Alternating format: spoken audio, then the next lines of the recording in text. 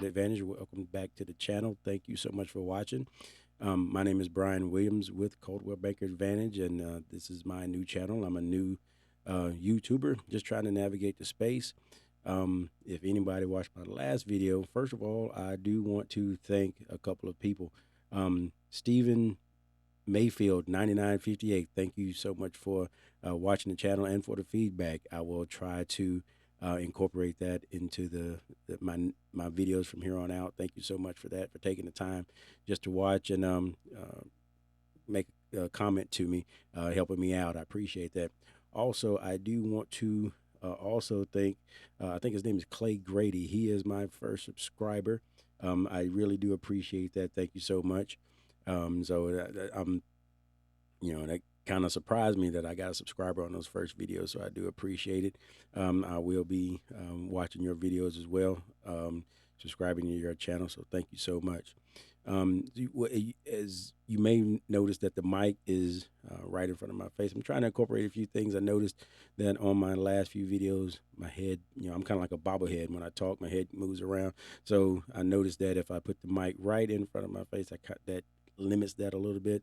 So until I get more comfortable and get more, a little bit better equipment, this is maybe how you see me from here on out.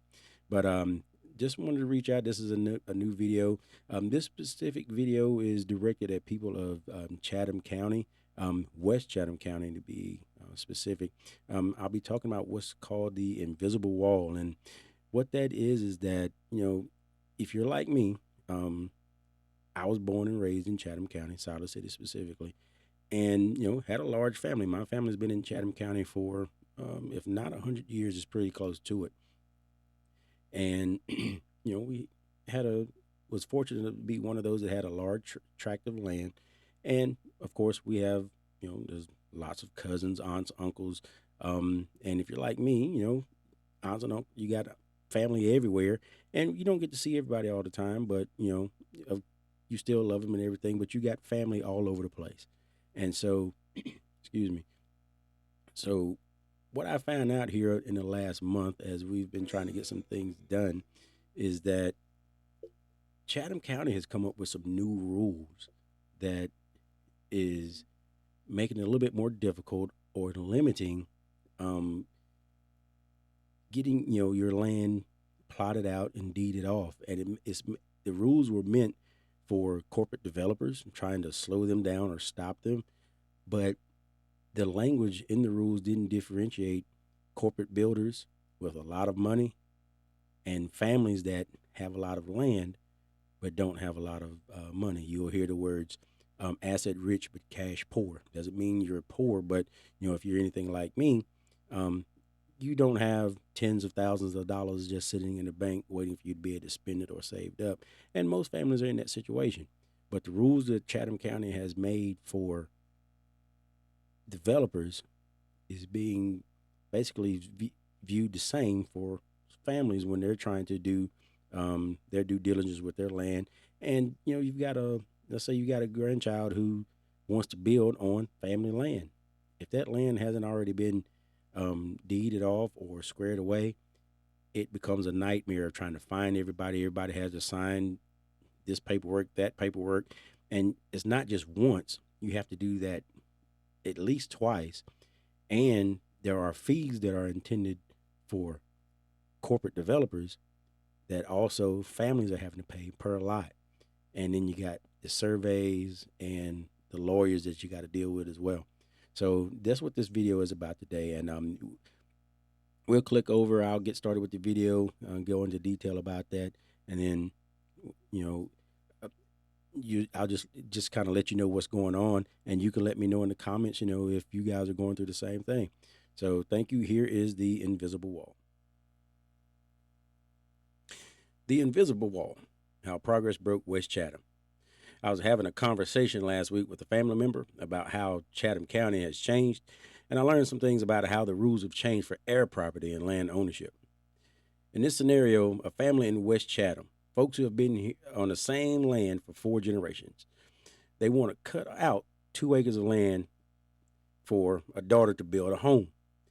And back in the day, it used to be a handshake and a $200 survey. Today, it's a nightmare of portals, perk tests, recreation fees, and five-figure costs.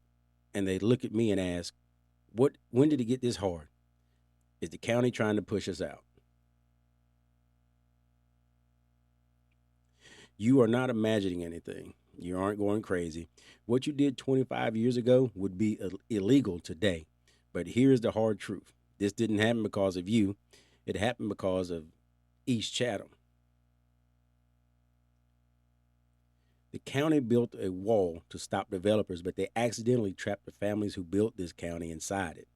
Let me walk you through the history and how we got here. They kind of changed the rules on us. The old way, pre 2000, in Old Chatham, this was land first and the people were known. If you wanted to carve out a lot, you hired a local surveyor. The county trusted the surveyor trusted the family. Septic wasn't a science experiment, it was understood. There were no digital portals, no recreation fees. The philosophy in West Chatham was simple. If the land has been here 100 years and the family has been here 100 years, we don't need Raleigh rules. It was a system built on trust, and it worked until the pressure cooker started. Between 20 and 2010, then came the spillover, Cary, Apex, and RPT. East Chatham started seeing the spec builders. They came in fast, carving up land and putting in cheap roads and ignoring drainage. The county panicked. They said, we need rules to stop these bad actors, so they wrote tough ordinances. They defined major versus minor subdivisions. They gave the rules teeth. But here's the tragedy. Rules written for developers don't distinguish between families. When they tightened the screws to stop a corporate builder in Pittsboro, they crushed the farmer in Golston. West Chatham didn't cause the problem, but you guys sure as heck are paying for the solution.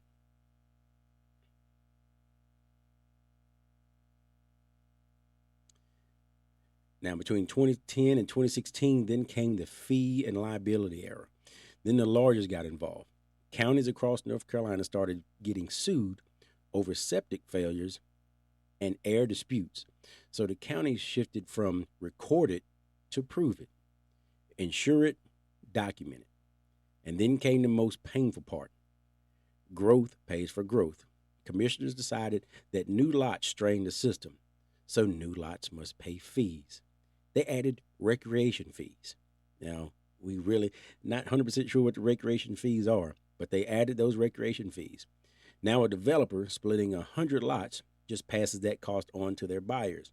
But a father splitting one lot for his son, he has to pay that fee out of pocket. It is a regressive policy that treats a family legacy like a corporate transaction.